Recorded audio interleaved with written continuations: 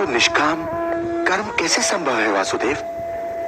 फल का ज्ञान ही तो कर्म करवाता है, और यदि दृष्टि फल से ही हट जाए तो कोई कर्म करेगा ही क्यों?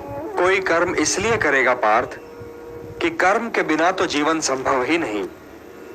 कुछ तो करोगे ही, या भोजन करोगे या नहीं करोगे, या भूखे को भोजन करवाओगे या नहीं करवाओगे, या युद्ध करोगे या नहीं करोगे।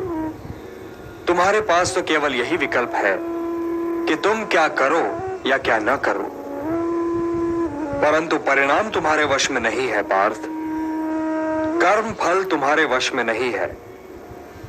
तुम्हारे अधिकार की सीमा इस विकल्प पर समाप्त हो जाती है कि तुम युद्ध करोगे या नहीं करोगे, किंतु युद्ध का परिणाम तुम्हारे हाथ में नहीं है। यदि तुम विजय चाहो भी तो यह आवश्यक नहीं कि विजय तुम्हारी ही हो जाए, तुम्हारी पराजय भी हो सकती है। किंतु यदि तुम विजय से मोहित नहीं होगे तो पराजय से भी नहीं घबराओगे। यदि तुम ये सोचो पार्थ कि चाहे विजय हो चाहे पराजय, किंतु तुम तो केवल इसलिए युद्ध कर रहे हो कि युद्ध करना तुम्हारा कर्तव्य है, तो विजय के सुख या पराजय के दुख का प्रश्न ही नहीं उठता। और जो न विजय से सुखी हो और न पराजय से दुखी, वही स्थित प्रज्ञ है। इसलिए हे पार्थ, कर्म के प्रतिफल की चेष्टा न करो। तुम तो केवल वही करो जो तुम्हारे वश में है, अर्थात अपने धर्म का पालन करो।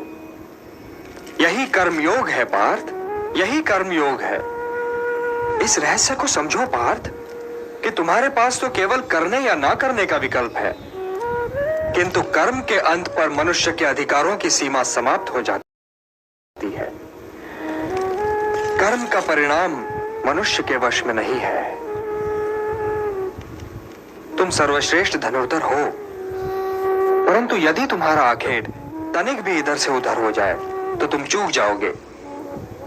तुम्हारा अधिकार तुम्हारे वाण संधान पर है, तुम्हारा अधिकार तुम्हारी दृष्टि पर है, परंतु उस मृग पर तुम्हारा कोई अधिकार नहीं जिसकी ओर तुम वाण चला रहे हो।